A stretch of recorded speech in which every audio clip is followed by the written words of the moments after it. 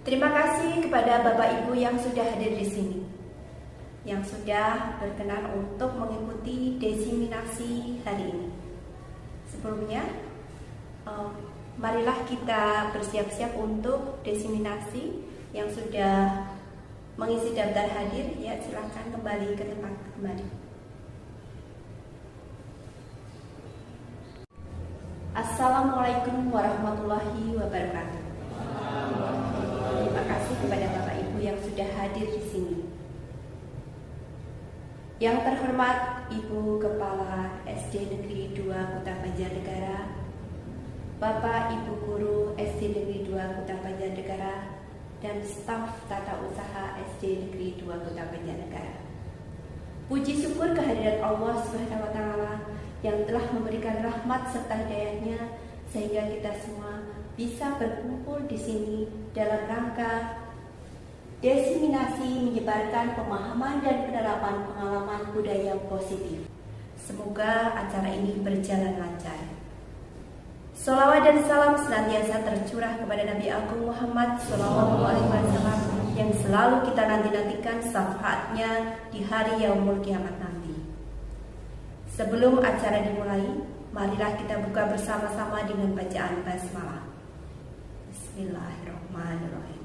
Oke, biar Bapak Ibu lebih fokus, lebih rileks, akan saya tampilkan speaking berikut ini.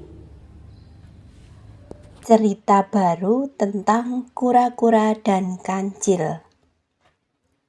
Suatu hari, kura-kura dan kancil berdebat tentang siapa yang lebih cepat. Mereka menyetujui jalur tertentu untuk bertanding dan mulailah mereka bertanding. Sang kancil melesat dengan cepat dan setelah merasa jauh melampaui kura-kura, dia berhenti sejenak di bawah pohon untuk beristirahat sebelum memulai lagi perlombaannya. Sang kancil terduduk di bawah pohon dan akhirnya tertidur. Dan kura-kura berhasil melampauinya dan keluar sebagai juara. Sang kancil terbangun dan mendapatkan dirinya kalah di dalam perlombaan tersebut.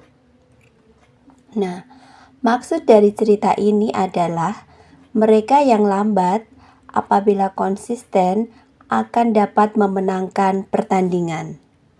Ini adalah cerita yang biasa kita dengar sejak masa kecil.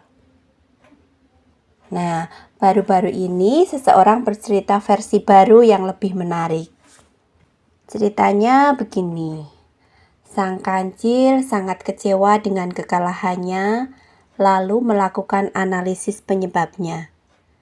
Dia sadar bahwa dia kalah karena terlampau percaya diri, kurang hati-hati, dan terlena.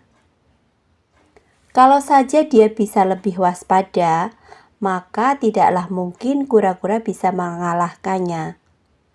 Lalu ditantangnya lagi kura-kura tersebut untuk melakukan lomba ulang yang disetujui oleh kura-kura.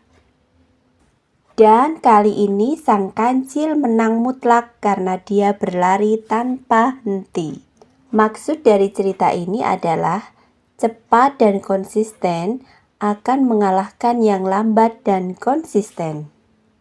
Kalau ada dua orang di perusahaan atau di instansi atau di tempat kerja yang satu lambat, pakai metode dan handal sedangkan yang satu lagi cekatan dan handal, maka yang cepat dan handal akan maju lebih cepat.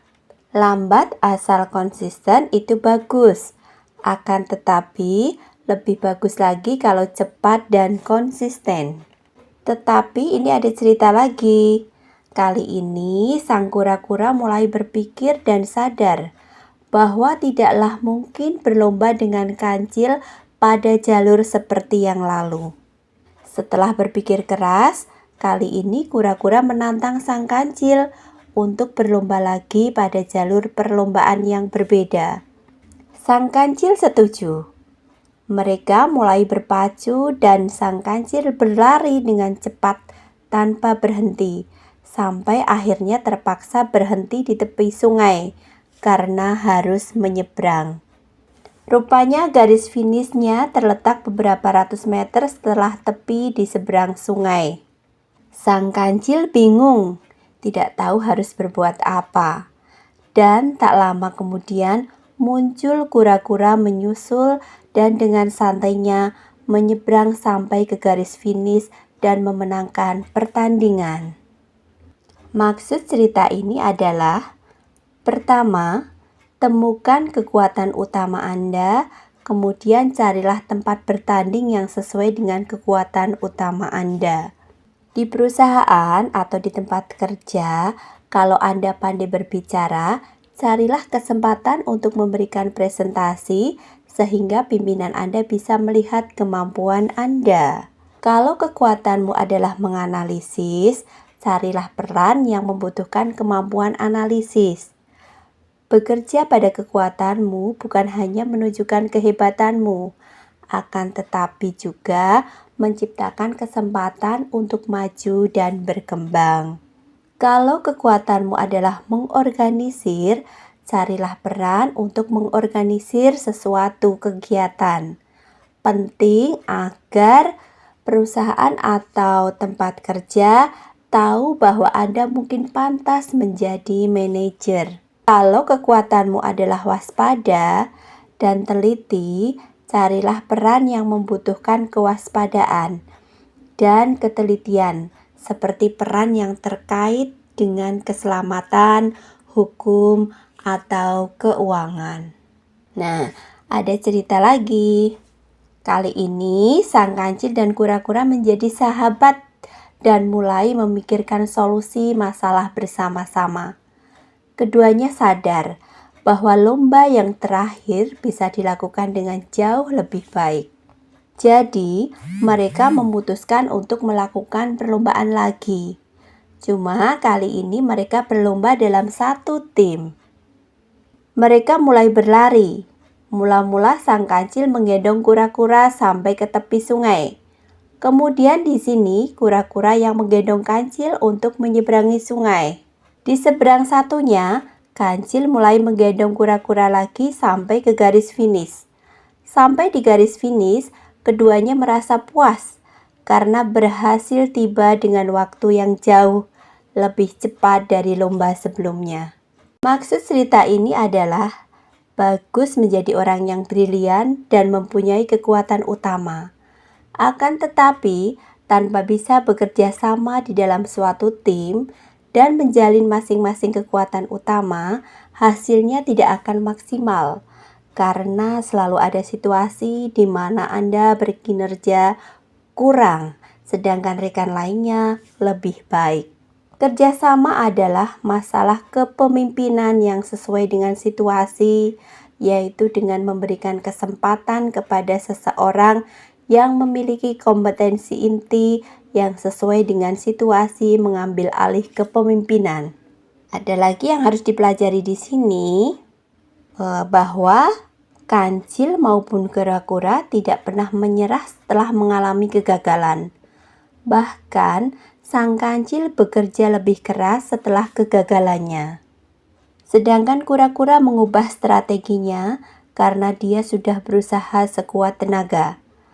Dalam hidup, kalau kita menghadapi kegagalan, terkadang bisa diatasi dengan bekerja lebih keras dan menambahkan usaha. Kadang akan lebih cocok untuk mengubah strategi dan melakukan sesuatu yang berbeda.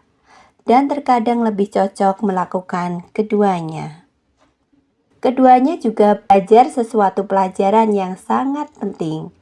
Kalau kita berhenti berkompetisi dengan saingan kita, lalu mulai berkompetisi dengan situasi, kita akan bisa mendapatkan kinerja yang jauh lebih baik. Ringkasnya, cerita ini mengajarkan banyak hal pada kita. Pelajaran yang penting adalah bahwa cepat dan konsisten akan lebih baik daripada lambat dan konsisten. Ambillah peran yang sesuai dengan kekuatan utama Anda. Kumpulkan kekuatan dan bekerja di dalam tim akan selalu mengalahkan jagoan individu. Jangan pernah menyerah kalau gagal. Dan akhirnya, Bersainglah melawan situasi, jangan melawan pesaing. Terima kasih.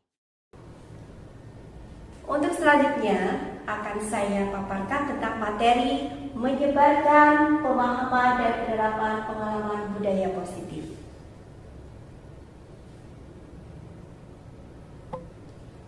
Yang pertama adalah konsep inti budaya positif. Di sini ada perubahan paradigma belajar, disiplin positif, nilai-nilai kebajikan, kebutuhan dasar manusia, motivasi perilaku manusia, posisi kontrol guru, keyakinan kelas, dan segitiga restitusi.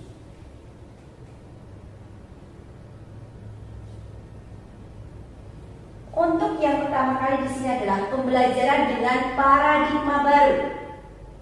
Pembelajaran dengan paradigma baru merupakan pembelajaran yang dirancang berdasarkan prinsip pembelajaran berdiferensiasi, sehingga murid belajar sesuai kebutuhannya berdasarkan tahap perkembangan sesuai teori psikologi modern untuk mewujudkan profil pelajar Pancasila, di mana di sini ada beriman dan bertakwa kepada Tuhan Yang Maha Esa dan berakhlak mulia, kemudian berkebinekaan global, bergotong royong, kreatif, bernalar kritis, dan mandiri.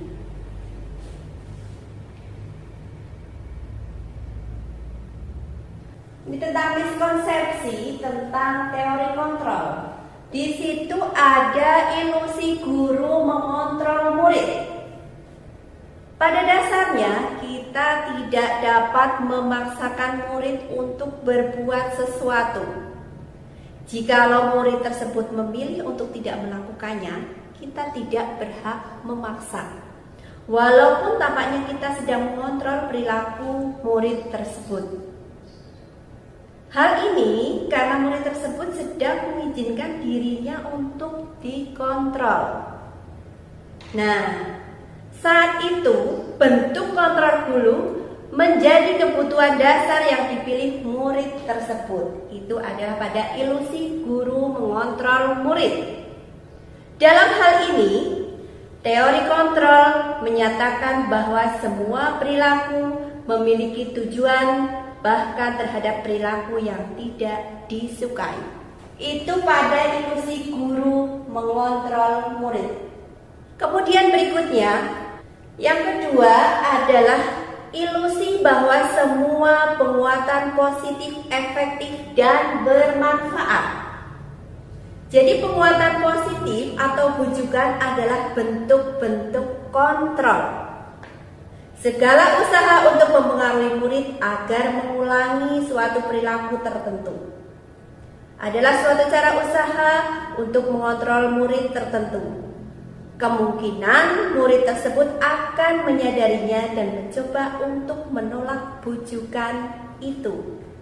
Atau bisa jadi murid tersebut menjadi tergantung pada pendapat guru untuk selalu berusaha.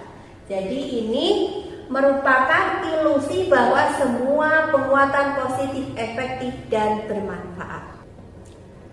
Yang ketiga adalah ilusi bahwa kritik dan membuat orang merasa bersalah dapat menguatkan karakter. Dalam hal ini, menggunakan kritik dan rasa bersalah untuk mengontrol murid pada identitas gagal. Mereka belajar untuk merasa buruk tentang diri mereka. Mereka mengembangkan dialog diri yang negatif. Jadi kadang-kadang mereka merasa saya yang salah, seperti itu. Kadang-kala sulit bagi guru untuk mengidentifikasi bahwa mereka melakukan perilaku ini.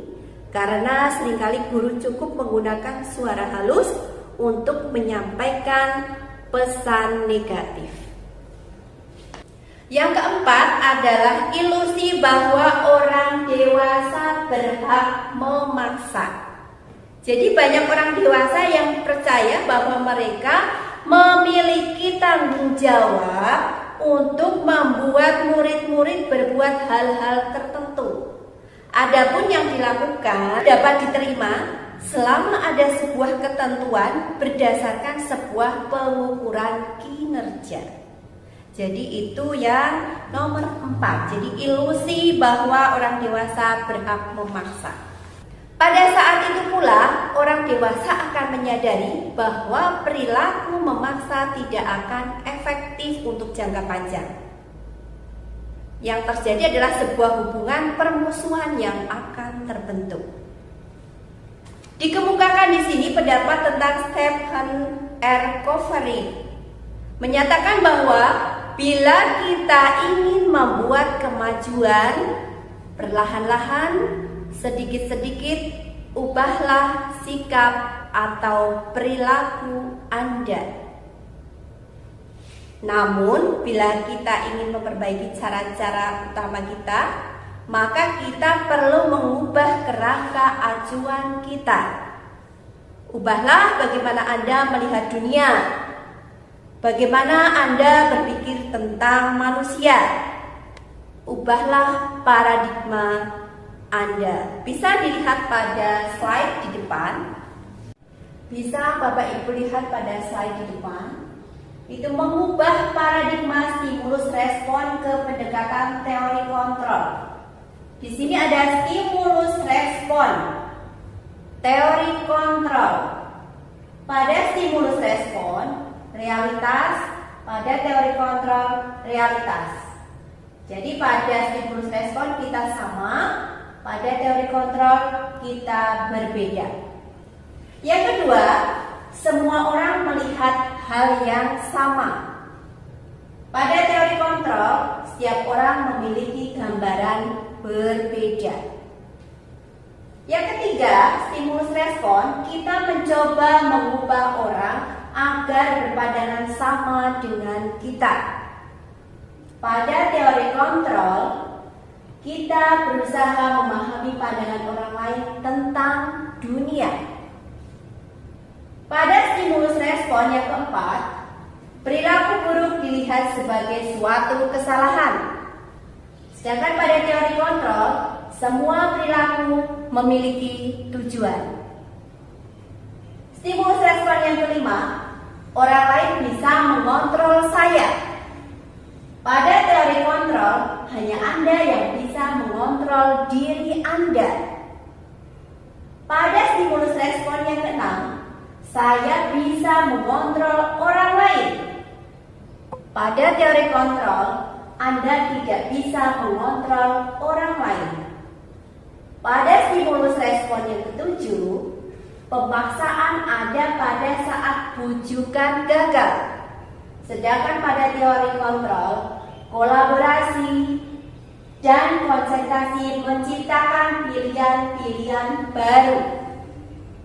Pada stimulus yang terakhir, model berpikir menang kalah. Pada teori kontrol, model berpikir menang-menang. Nah, pada paradigma di sini kita bisa melihat stimulus respon dan teori kontrol tersebut. Ada perbedaan yang bisa kita lihat.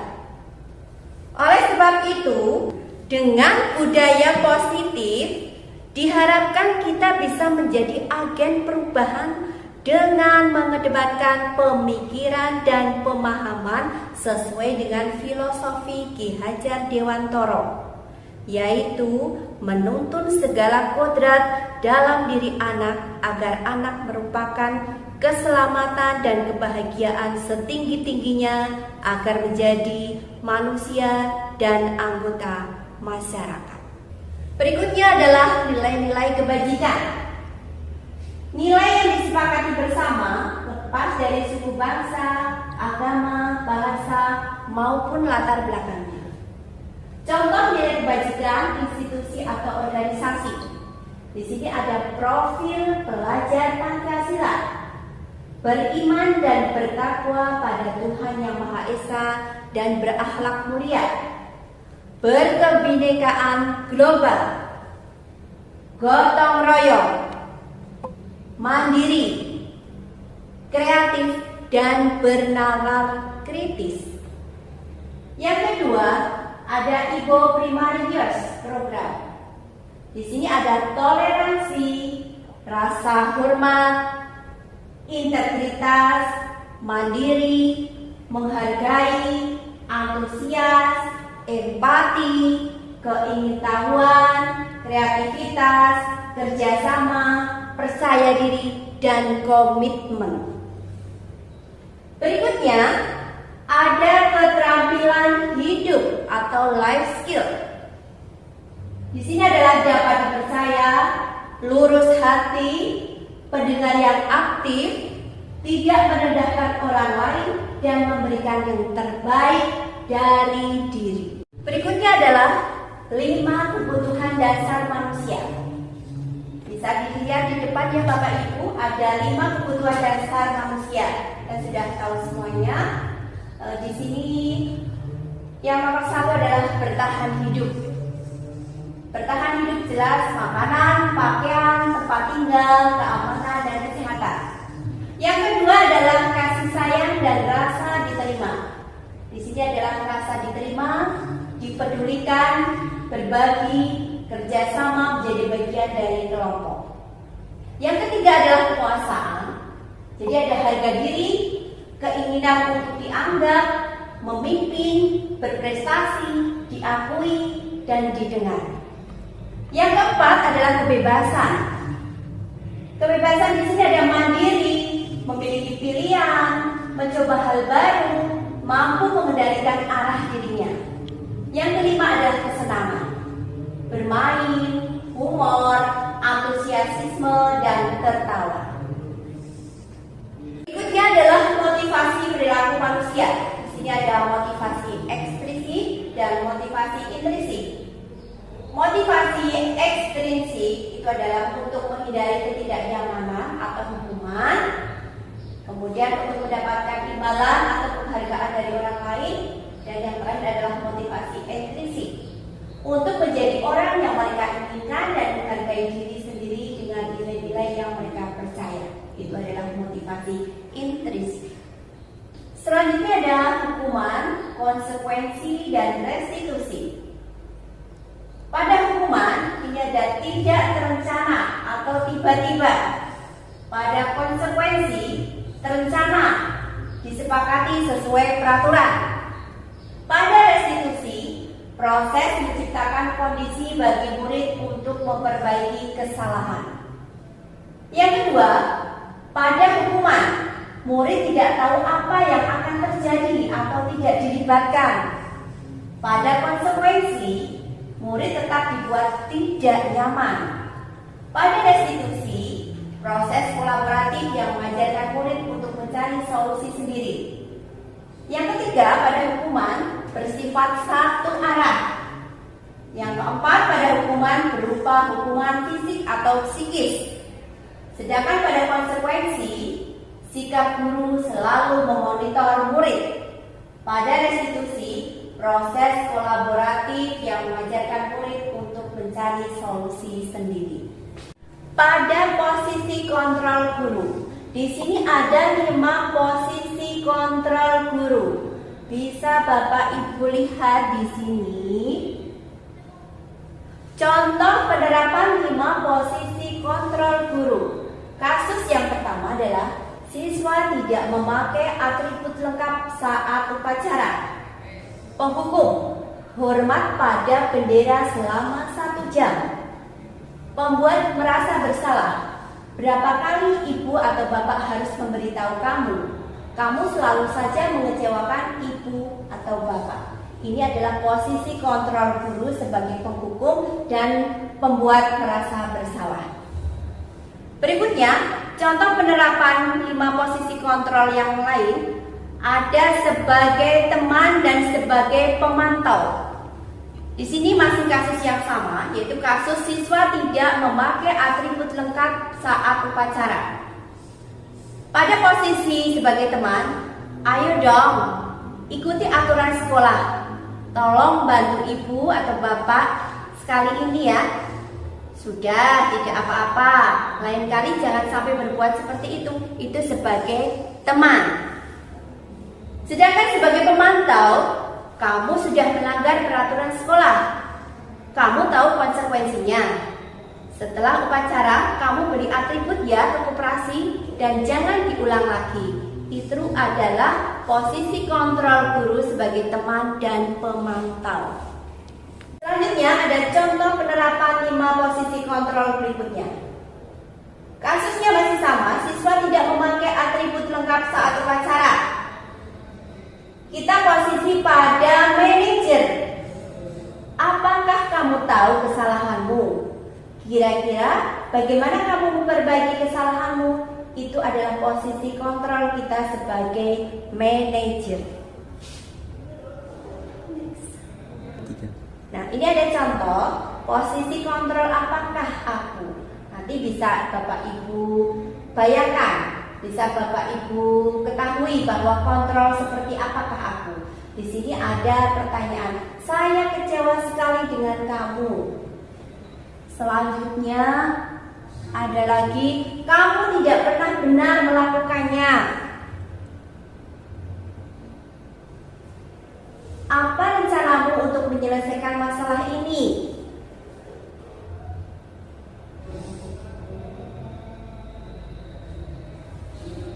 Yang terakhir, kamu tidak pernah mendapat nilai jika tidak mengerjakan tugas. Nah, ini kira-kira dengan pertanyaan-pertanyaan tadi, itu posisi di manakah kita sebagai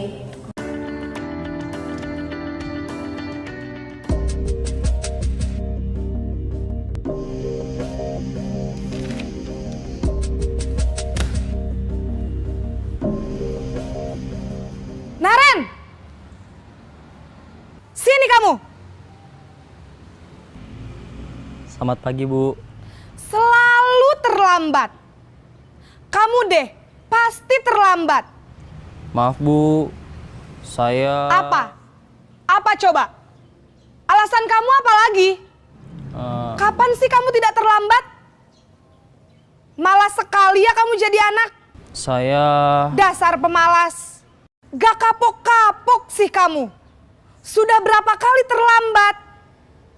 Sana, kamu keliling lapangan basket 2 kali. Kenapa saya harus keliling lapangan basket, Bu? Kenapa? Kamu mau lawan ibu? Berani-beraninya jawab. Sudah terlambat, masih berani jawab pula. Sekarang, keliling lapangan basket 5 kali sekalian. Biar kapok. Cepat! Pergi sana ke lapangan basket.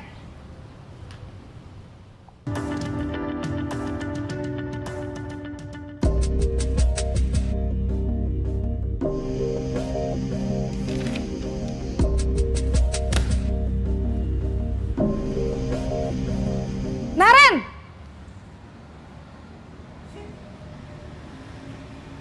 Selamat pagi, Bu. Naren. Kamu kenapa terlambat lagi, Nak? Ya Tuhan, Naren. Kamu senang ya bikin ibu susah ya? Kalau kamu terlambat lagi, nanti ibu yang ditegur bapak kepala sekolah, Nak. Disangka ibu tidak bisa membina kamu. Duh, gimana ini? Maaf, Bu. Duh, Gusti Naren. Kamu suka ya kalau ibu ditegur bapak kepala sekolah? Terus, sekarang ibu harus tulis apa ini di buku absen? Ini kamu sudah sering terlambat loh. Ibu harus apa coba? Maaf, Bu. Maaf sekali. Ya sudah, lain kali jangan bikin ibu susah lagi ya, Nak ya. Ibu tidak akan kuat lagi kalau kamu begini terus. Bisa jantungan kalau ibu ditegur bapak kepala sekolah. Sana cepat ke kelas. Maaf ya, Bu. Maaf sekali. Posisi pembuat rasa bersalah berbicara dengan nada tenang.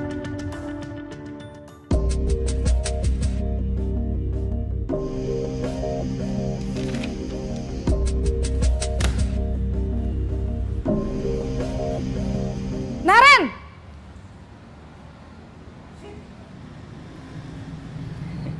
Selamat pagi, Bu. Wah, sudah jam berapa ini, Nak? Terlambat lagi ya, sayang? Iya, Bu. Habis ibu saya lupa bangunkan saya, Bu. Kamu malah menyalahkan ibu kamu. Kamu bukannya anak yang larinya paling kenceng. Kok terlambat sih? Iya, Bu. Saya memang terlambat bangun tadi. Jadi, biarpun saya lari kencang, tetap gak kekejar, Bu. Ya sudah sana. Nanti lain kali larinya lebih kenceng lagi ya. Biar gak terlambat lagi. Bikin seneng ibu. Demi ibu. Bisa kan? Bisa lah, Bu. Ya sudah sana masuk kelas. Ibu beresin urusan absen kamu. Kamu ini ada-ada saja.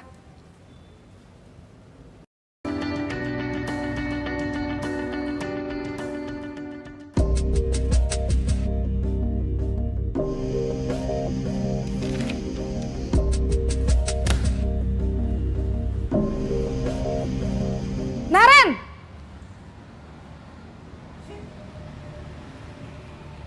Selamat pagi, Bu. Naren, apa peraturan sekolah kita tentang jam berapa kita harus masuk sekolah, nak? Kita harus di sekolah jam 7, Bu. Iya, betul. Sekarang sudah jam 7.20. Naren sudah tahu konsekuensinya jika terlambat hadir. Paham, Bu. Saya harus tinggal kelas pas jam istirahat selama 20 menit. Iya, benar. Konsekuensinya demikian. Jadi nanti jam 9.30 pas istirahat, kamu harus tinggal di kelas, kerjakan tugas tambahan untuk ketertinggalan kamu, ya? Baik, Bu.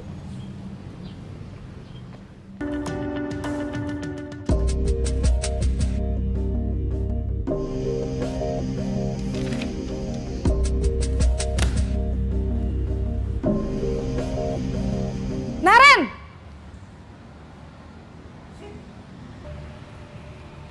Selamat pagi, Bu. Selamat pagi, Naren. Maaf, Bu. Saya terlambat. Iya, sekolah masuknya jam 7, sekarang sudah jam 7.20. Jadi sekarang bagaimana ini, Naren? Maaf, Bu. Saya lupa setel alarm saya semalam. Baiklah, menurut kamu, keyakinan sekolah yang mana yang perlu kamu tingkatkan? Menghargai diri sendiri dan orang lain mungkin ya, Bu. Setuju. Jadi, apakah Naren meyakini prinsip saling menghormati tersebut? Iya, Bu. Saya meyakininya. Apakah Naren bersedia memperbaiki masalah keterlambatan ini? Bersedia, Bu. Bagaimana kamu akan perbaiki masalah keterlambatan ini? Saya akan coba untuk tidak lupa menyetel alarm saya, Bu. Baik, kalau Naren lupa menyetel alarm di rumah, ada orang yang kira-kira bisa bantu mengingatkan tidak? Ada, Bu. Kakak saya, Kak Ema. Ada lagi selain Kak Ema? Selain Kak Ema, ada ibu saya. Baik, jadi yang mengingatkan Naren adalah Kak Ema dan ibu kamu ya? Kira-kira akan mulai setel alarm kapan nih, Naren? Setelah pulang sekolah, akan segera saya lakukan. Baik, jadi Naren akan setel alarm untuk bangun besok pagi dan akan diingatkan oleh kakak dan ibunda Naren ya. Ada lagi yang mungkin perlu dilakukan, Naren? Agar tidak terlambat bangun lagi. Tidak ada, Bu. Baik, Naren. Terima kasih untuk kerjasama kamu. Sekarang kamu perlu kembali ke kelas untuk belajar. Baik, Bu. Terima kasih. Berikutnya ada keyakinan kelas. Keyakinan kelas di sini adalah mengapa keyakinan kelas bukan peraturan kelas. Karena di sini sudah disebutkan dengan pernyataan dari Gosen, suatu keyakinan akan lebih memotivasi seseorang dari dalam atau memotivasi secara intrinsik.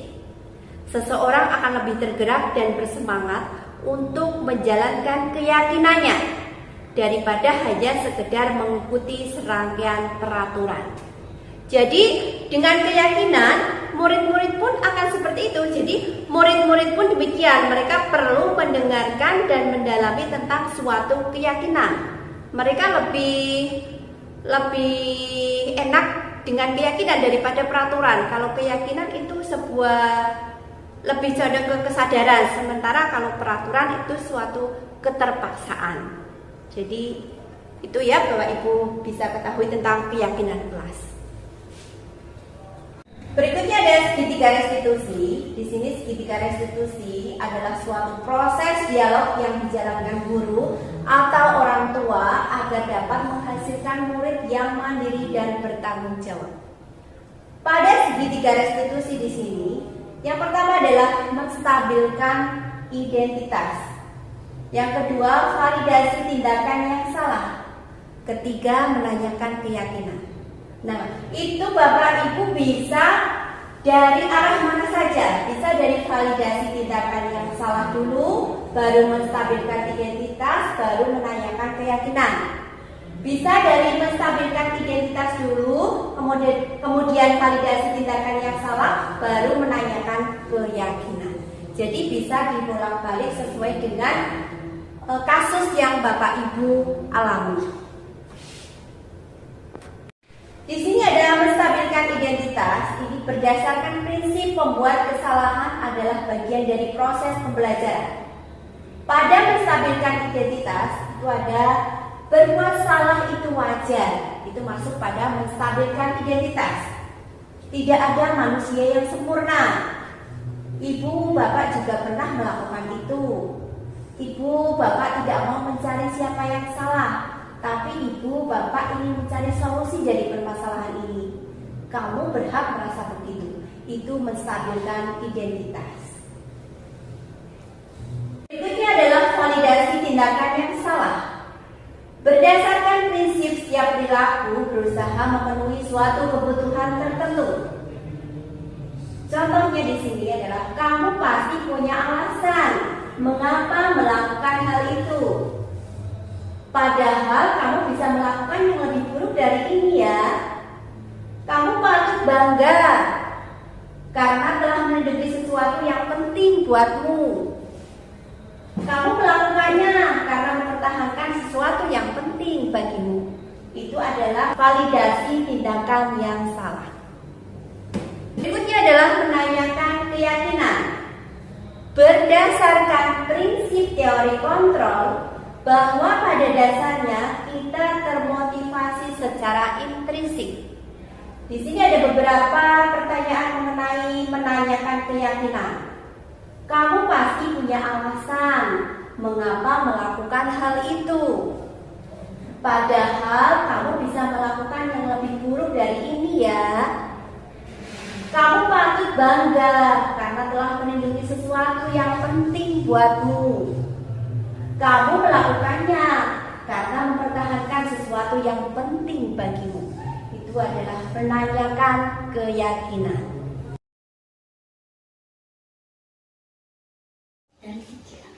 Iren, kamu sering membolos ya? Iya, Bu.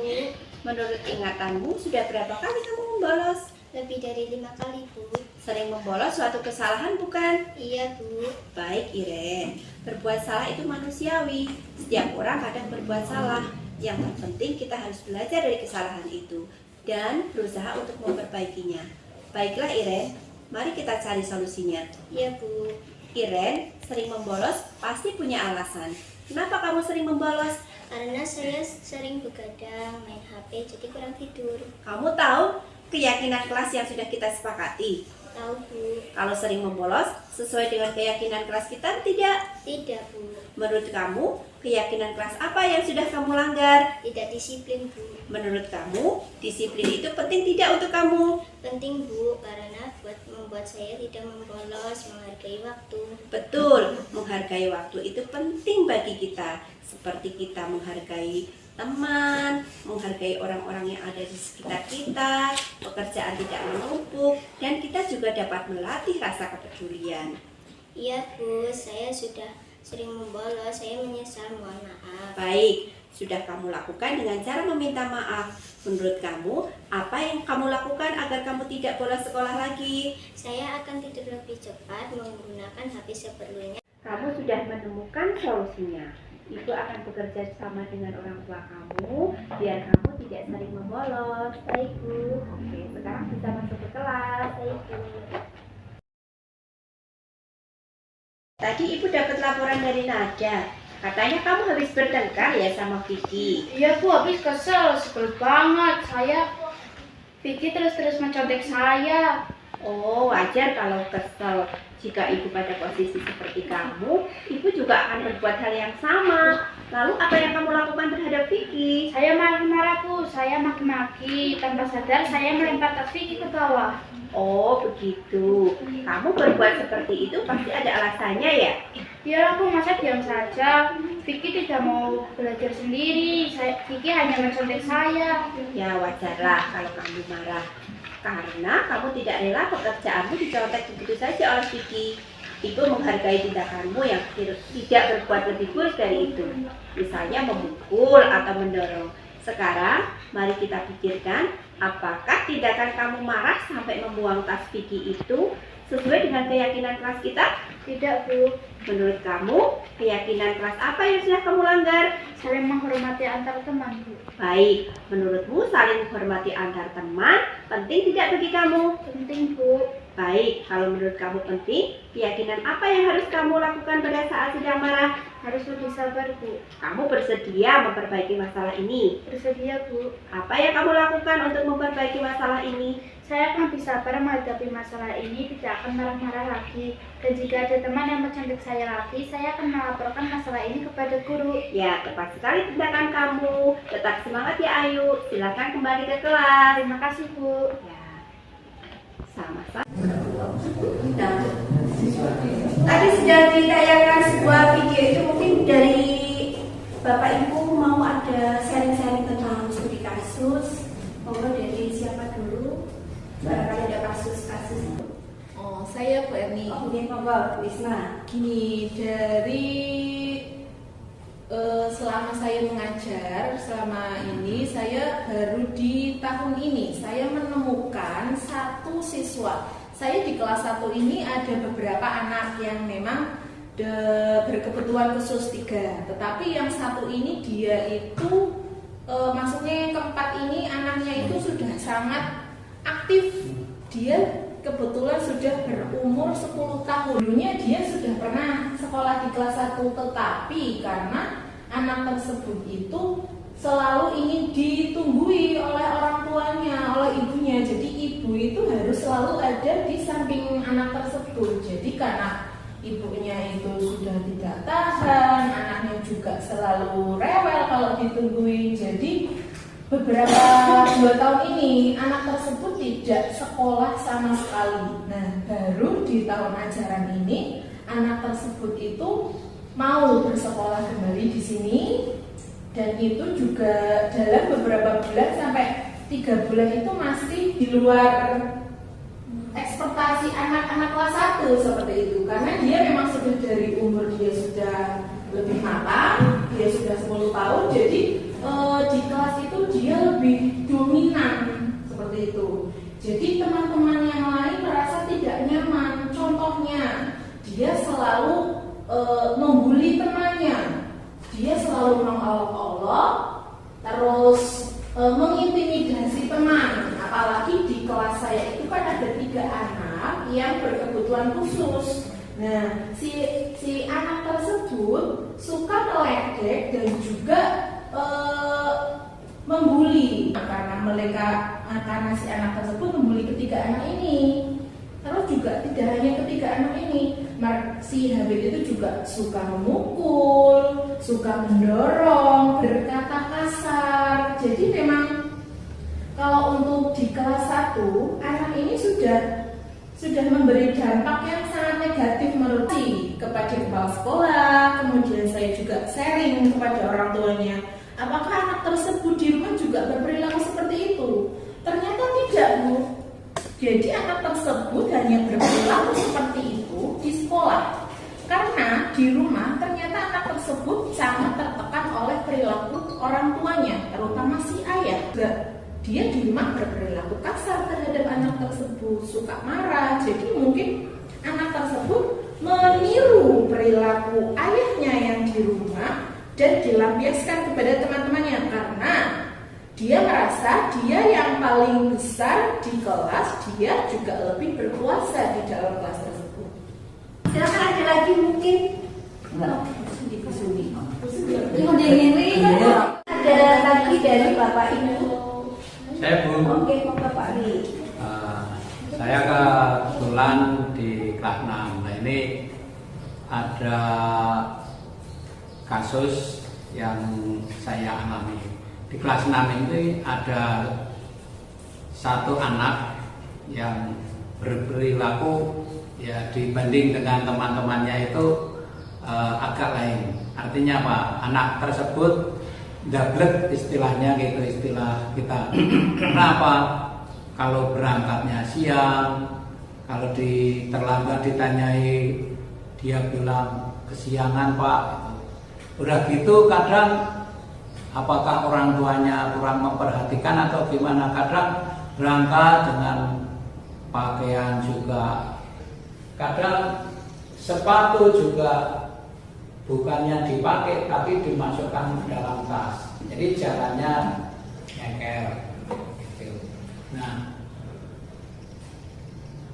hal seperti itu sudah berulang kali saya nasihati, namun ya masih sering dilakukan. Nah, kadang-kadang yang lain sudah belajar di kelas, mereka baru datang dan datangnya membawa jajan lagi. Kadang sudah gitu nggak mau diem di kelas. Ini mohon nanti bagaimana menurut solusinya dari Bapak Ibu semuanya. Karena apa? Saya sudah melakukan tindakan berbagai cara, namun juga hasilnya kurang begitu tahu. Pernah beberapa kali saya datangi ke rumah. Mereka juga ketika pagi adiknya pun sudah berangkat, tapi dia masih tidur. Nah, ini menjadi suatu permasalahan yang mestinya bisa dipecahkan bersama antara pihak sekolah dengan pihak keluarga. Kemudian di sini bersama ibunya, bersama neneknya. Nah, bapaknya pun nggak ada. Nah, itu mungkin permasalahan di kelas 6 itu. Saya kira itu Bu, mudah-mudahan nanti kita bisa mencarikan solusi yang terbaik bagaimana. Terima kasih. Saya akhiri. Assalamualaikum warahmatullahi wabarakatuh. Waalaikumsalam. Kasus yang berikutnya ini saya tanggung dulu, nanti kita sharing bareng-bareng bagaimana kita mengatasi anak-anak dengan kasus yang berbeda-beda. Monggo dari siapa yang akan sharing? Assalamualaikum warahmatullahi wabarakatuh. Saya mau cerita sedikit ya tentang kenakalan siswa di kelas 2. Ada satu anak itu namanya Gusta. Sebenarnya sih gimana ya, nakalnya Mas kadang itu menjengkelkan sekali ya, usil dengan teman-temannya. Ketika itu saya nasihati, kemudian saya cek jaga ke orang tuanya.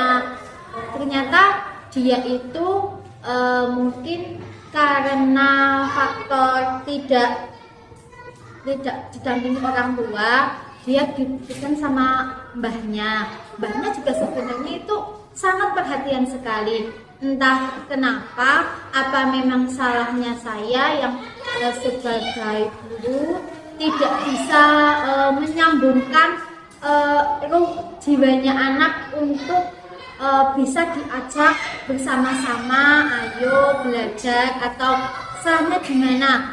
Kadang kalau dinasihati itu memang ketika di kelas itu diam, iya bu, tapi ketika di luar kelas, nah disitulah balas dendamnya si anak, bahkan sampai merusak spion. Kadang juga pernah jok motor itu disobek pakai mungkin cutter atau gunting, kurang paham. Nah, jadi seperti itu. Nah, kemudian diingatkan kembali si anak itu, tapi tetap seperti itu. Kadang-kadang sangat-sangat menjengkelkan. Bahkan saya itu berusaha jangan sampai saya itu berkomunikasi, tapi bagaimana lagi, itu adalah siswa yang sudah seharusnya sebagai guru bisa mengajak untuk lebih baik begitu. Jadi mohon solusinya bagaimana. Terima kasih. Wassalamualaikum. Saya mau menyampaikan kasus tentang anak-anak yang selalu susah dinasehati. Salah satu contoh kemarin, anak bermain bola sampai merusak tanaman dan tempat sampah jadi pecah. Sudah sering saya nasihati, tapi tetap saja seperti itu. Akhirnya saya beri sanksi untuk membersihkan teras dan mengganti tanaman yang rusak. Bagaimana kira-kira biar mereka tidak mengulangi lagi? Saya, Bu. Ya, Bu. Oke. Saya minggir. Jadi saya mempunyai suatu masalah untuk murid saya, yaitu anak dua sebenarnya, cowok dan cewek. Dia itu jarang sekali berangkat. Kalau kita ibaratkan berangkatnya itu Senin Kemis lah, seminggu 2 kali, entah itu 2 minggu nanti konkliwon gitu. Nah, di situ kalau yang cowok ini kan memang, kalau yang cowok memang dari pindahan, karena dulu memang katanya di sekolahnya dulu memang jarang sekali berangkat, lalu pindah ke sini. Dan sama, rupanya tidak ada perubahan sama sekali. Yang cowok tidak ada sama sekali perubahan. Tidak pernah sama sekali berangkat. Ketika ujian, hanya ujian saja yang berangkat. Jadi ya mau bagaimana gitu kan. Nilai harian tidak ada, nilai tugas tidak ada. Jadi susah. Di aturan pemerintah sekarang di pendidikan diwajibkan untuk naik. Nah, tapi kan kalau semuanya diwajibkan untuk naik, kasihan dengan yang bahasa sergap lah, nanti yang rajin. Masa ya yang rajin naik, yang tidak rajin pun naik, kan tidak ada perbedaannya, tidak imbang menurut saya. Jadi kasihan. Itu yang cowok. Kalau yang cewek tidak tahu ya, memang mungkin dari faktor keluarga, dari kedua orang tua yang katanya belahan jiwa dan sehidup semati katanya. Nah itu hanya omongan, mungkin hanya omongan saja seperti itu kan. Kenyataannya ya anak tidak pernah berangkat, dibiarkan keluar jam 10 malam, dibiarkan. Itu cewek. Kalau cowok yang mungkin kita melihatnya cowok, ya itu pun tidak lumrah ya, masih anak SD. Itu cewek dibiarkan malam-malam keluyuran, dan dia punya adiknya juga keluyuran, lebih muda lagi. Nah itu kurang support dari orang tuanya, kedua orang tuanya. Saya tidak tahu, mungkin orang tuanya bagaimana, saya tidak tahu. Tapi yang jelas ketika sama bapaknya, kalau yang anak cewek itu ketika sama bapaknya, dia kalau mau sekolah tidak pernah dibangunkan. Tapi kalau sama bundanya, sama ibunya, itu pasti tetap berangkat. Cuman jaraknya terlalu jauh untuk pergi ke sekolah. Seperti itu. Jadi sama saja sama yang cowok ya, berangkatnya pon-kliwon, Senin Kemis, jadi jarang berangkat. Nah itu permasalahan di kelas saya, 2 anak itu. Nah tinggal nanti saya minta solusi bagaimana caranya mengatasi anak yang seperti itu, entah itu dari pendekatan urusan keluarganya apa bagaimana. Saya minta solusi seperti itu. Sekian, terima kasih dari saya. Assalamualaikum. Menyampaikan permasalahan yang ada di kelas saya, sebenarnya ini merupakan suatu kasus yang baru pernah saya alami ya, karena selama saya mengajar itu baru pernah ada kasus seperti ini. Jadi anak itu sebenarnya sudah dari kelas 1 sampai akhirnya di kelas 3 itu anak sering tidak masuk sekolah. Yang dari guru dulu kelas 1 dan kelas 2-nya mengatakan seperti itu, ternyata anak berangkatnya ya jarang gitu. ternyata setelah diselidiki, guru-gurunya datang ke rumah, anaknya itu di rumah. Nah, itu pas di rumah. Suatu seketika anaknya itu bilang dia itu berangkat dari sekolah, tapi di sekolah tidak sampai, seperti itu. Nah, kemudian suatu ketika kami mendapat telepon dari pihak kepolisian. Nah, jadi kami diberitakan bahwa ada murid kami yang berada di polsek gitu. Dan ternyata ketika kita konfirmasi ke pihak polseknya, si anak ternyata ikut ke jaring razia anak-anak yang menjauhnya itu anak jalanan ya, pampers seperti itu. Ternyata anaknya itu ikut gerombolan itu.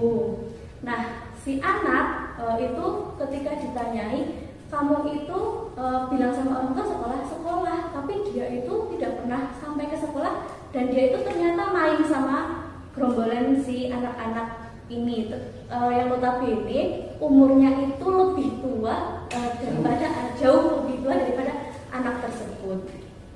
Ceritanya itu katanya suatu hari dia itu nyetop mobil, kemudian mobilnya berhenti, si anak ikut ke mobil itu.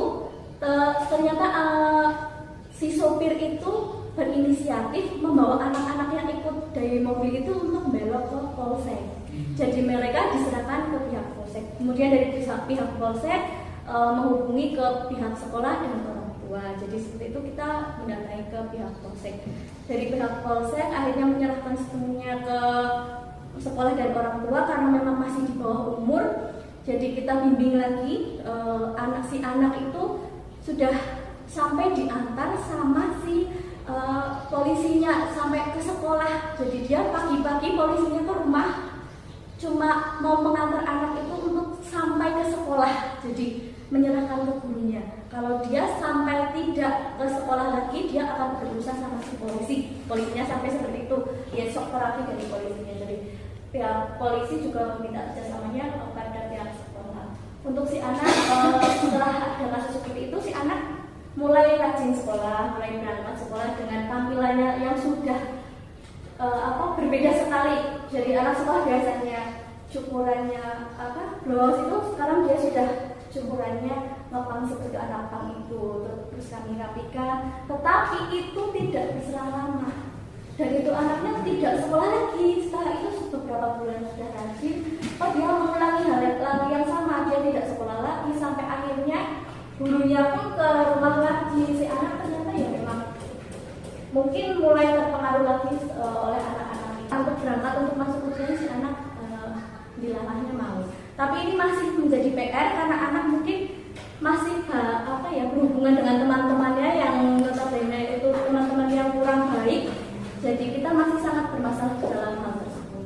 Mungkin nanti saya minta solusi bagaimana untuk menangani anak dengan kasus yang seperti itu, karena mungkin yang kita ketahui kasus tersebut merupakan kasus berat untuk anak sekolah yang masih di sekolah dasar gitu. Mungkin dari itu cukup dari saya. Nanti minta solusinya bagaimana. Terima kasih. Kurang lebihnya mohon maaf. Wassalamualaikum warahmatullahi wabarakatuh. Dengan pertanyaan-pertanyaan atau sharing-sharing dari Bapak Ibu tadi, ini sudah saya tampung berbagai kasus. Nah, untuk menjawab berbagai kasus di sini, kita sudah melihat tadi tentang segitiga restitusi. Jadi kita bisa dari amrah mana saja kita akan melakukan segitiga restitusi tersebut. Dengan kasus yang pertama itu anak yang membuat gaduh. Yang kedua, anak yang sering terlambat. Yang ketiga, anak yang bermasalah sehingga dia sering membolos. Yang keempat, anak yang sering bermain bola sampai merusak segala sesuatu yang ada di depannya. Nah, dengan berbagai kasus tersebut kita melakukan segitiga restitusi. Nah, segitiga restitusi itu sendiri bisa kita ambil dari arah mana saja sesuai dengan kasus yang Bapak Ibu temui. Bisa kita dari menstabilkan identitas, bisa kita validasi kesalahan, kemudian kita bisa melihat dari keyakinan kelas. Untuk menjawab pertanyaan dari Bu Isma, Pak Yuda, Bu Sundi, Bu Elis, ini akan saya tanyakan tentang segitiga restitusi di sini. Bahwa segitiga restitusi itu adalah suatu proses dialog yang dijalankan guru atau orang tua agar dapat menghasilkan murid yang mandiri dan bertanggung jawab. Dari yang pertama itu ada kasus Hafid yang selalu membuat gaduh. Kemudian ada Raka yang selalu terlambat ke sekolah, ada Davi yang jarang berangkat, dan ada Geri yang membuat semua itu seolah-olah terkuras energinya untuk satu anak itu. Nah, kita lihat pada segitiga restitusi. Untuk kasusnya Hafid yang sering gaduh, misalnya kita akan menstabilkan identitas dulu. Menstabilkan identitas berarti kita panggil anak itu. Kenapa sih kok si Hafid itu berbuat seperti itu? Kemudian kita validasi tindakan yang salah.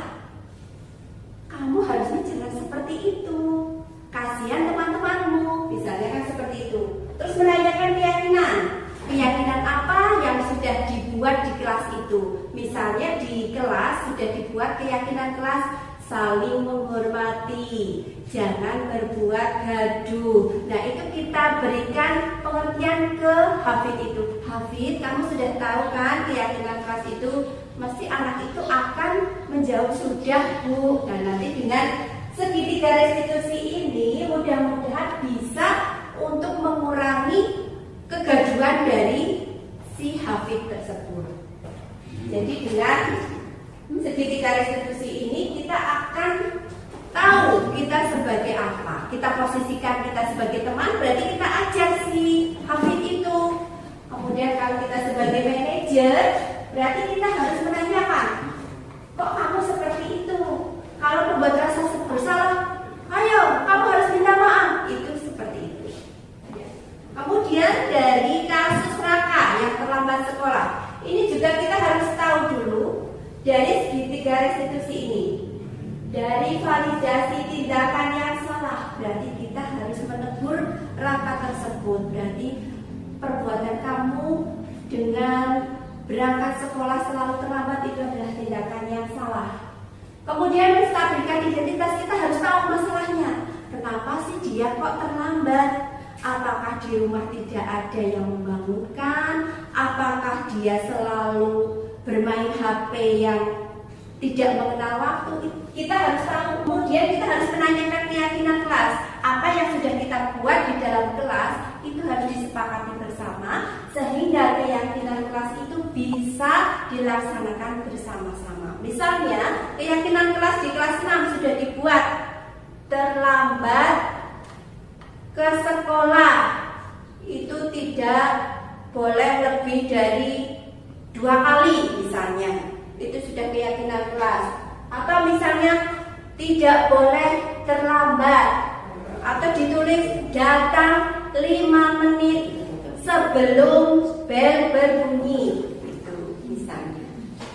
Jadi terus kita untuk kontrolnya, kita posisikan kita sebagai apa? Misalnya sebagai teman, kita ajak si Raka, ayolah kamu itu harus belajar bangun pagi dengan misalnya alarm, atau kamu harus tidur lebih tepat, jangan sampai terlambat, misalnya seperti itu. Kalau sebagai penghukum berarti kita harus, Raka, kamu harus ngepel kalau terlambat.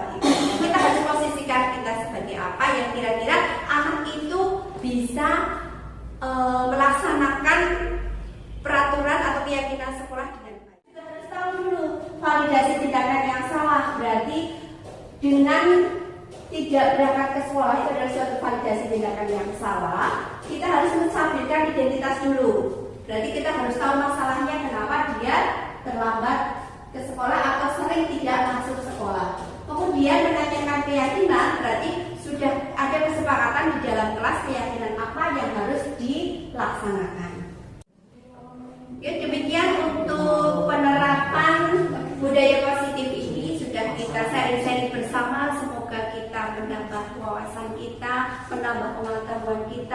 kita akan memposisikan kita sebagai apa? Apakah kita sebagai manajer, apakah kita sebagai pembuat rasa bersalah, ataukah kita sebagai teman, atau kita sebagai penghukum.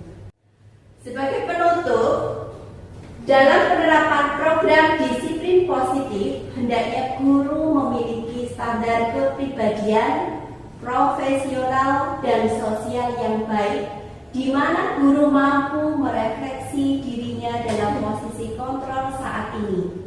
Bagaimana perjalanan dirinya sebagai among atau manajer yang menuntun murid-muridnya menjadi insan yang mandiri, merdeka, dan bertanggung jawab sesuai dengan standar nasional pendidikan. Semoga kita menjadi guru-guru yang baik untuk anak didik kita, untuk menghantarkan mereka ke arah yang lebih baik. Demikian untuk diseminasi kali ini. Mohon maaf atas segala kekurangan. Wabillahi taufiq wal hidayah. Wassalamualaikum warahmatullahi wabarakatuh. Waalaikumsalam. Assalamualaikum warahmatullahi wabarakatuh. Saya akan memberikan apresiasi untuk Ibu Erni yang sudah mendiseminasikan tentang penerapan pengalaman budaya positif. Ini sangat bagus dan saya berharap bisa berdampak positif kepada teman-teman, khususnya teman-teman guru di area atau di wilayah SD Negeri 2 Kota Banjarnegara. Dan saya berharap bisa terkontemplasikan atau bisa menerapkan untuk siswa-siswi SD Negeri 2 Kota Banjar, sehingga akan tercipta siswa-siswi yang lebih baik, berkarakter baik. Itu saja dari kami. Tetap semangat Bu Erni dan semangat, semangat, semangat. Oke, assalamualaikum warahmatullahi wabarakatuh. Assalamualaikum warahmatullahi wabarakatuh. Waalaikumsalam warahmatullahi wabarakatuh. Bagaimana kabarnya hari ini?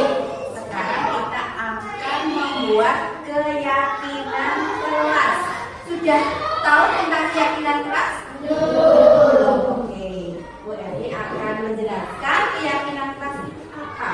Keyakinan kelas adalah berasal dari diri kita sendiri. Kesepakatan yang berasal dari diri kita sendiri merupakan kesadaran dari diri kita sendiri. Itu seperti halnya peraturan.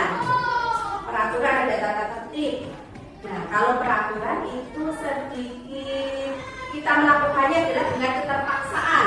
Tapi kalau keyakinan adalah dari dalam diri kita sendiri, sehingga kita melakukannya dengan senang hati. Paham ya anak-anak ya? Tapi itu adalah keyakinan. Keyakinan itu harus disepakati. Disepakatinya dengan teman, dengan bapak ibu guru, itu adalah keyakinan. Contohnya, ada anak yang sering terlambat. Kalau di peraturan kan jangan terlambat. Tapi pada keyakinan kelas kita tulis tidak ada kata jangan. Rajinlah untuk ke sekolah. Misalnya ada anak yang sering mencontek, tidak dibuat jangan mencontek, tapi dibuat keyakinan kelasnya apa? Jujur misalnya. Kalau jujur kan kita dia mencontek. Terus misalnya lagi ada anak yang suka berkelahi. Ada anak yang suka berkelahi, jangan langsung ditulis jangan berkelahi, itu tidak, tapi menghormati angka tentang keyakinan apa yang harus kalian sepakati bersama. Oke, saya buka keyakinan kelasnya ya.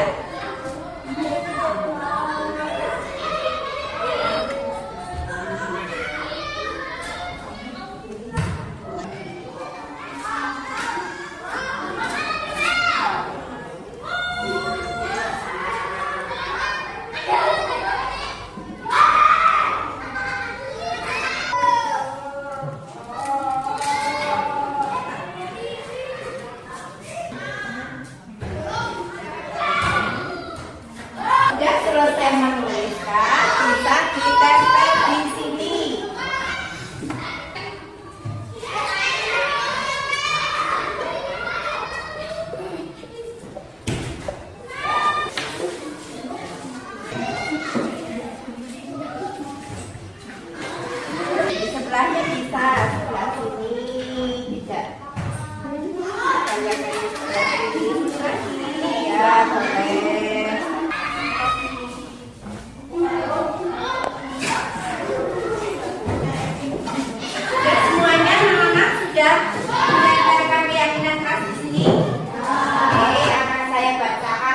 keyakinan kelas yang sudah kalian buat.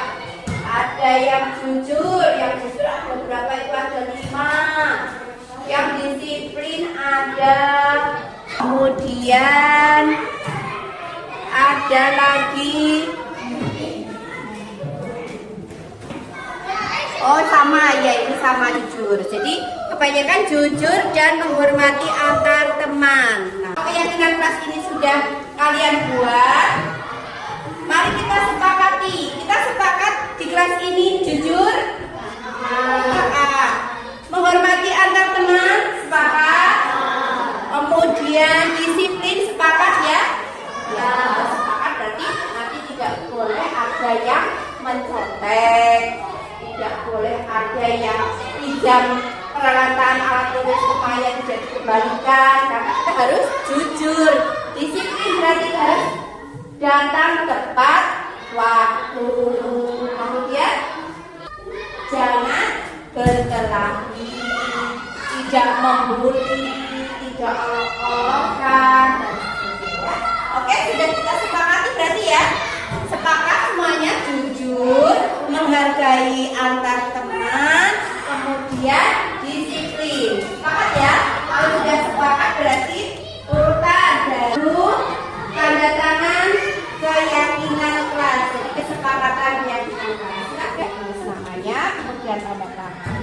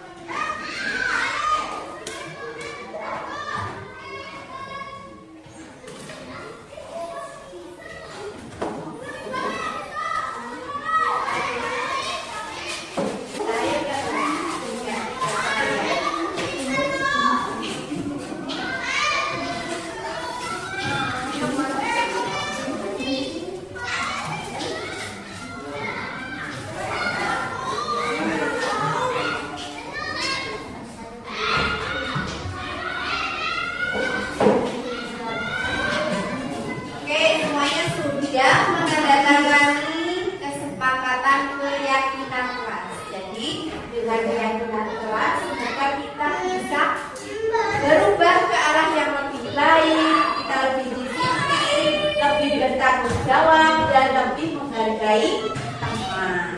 Ya, jadi kesepakatannya sudah ditandatangani, semuanya sudah sepakat ya, sepakat. Mulai hari ini kita harus melaksanakan keyakinan yang sudah kita buat. Itu saja untuk pembuatan keyakinan kelas kali ini. Mohon maaf apabila ada kekurangan dan kekurangan. Wassalamualaikum warahmatullahi wabarakatuh. Waalaikumsalam warahmatullahi wabarakatuh. Assalamualaikum warahmatullahi wabarakatuh. Nama saya Kristina Yudhawati dari kelas 5.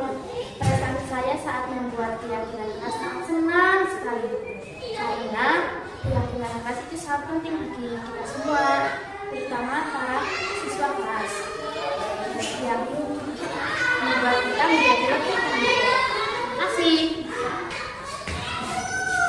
Assalamualaikum.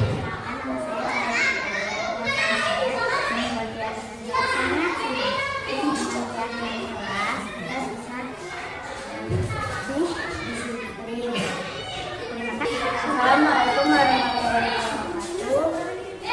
Nama saya Jamil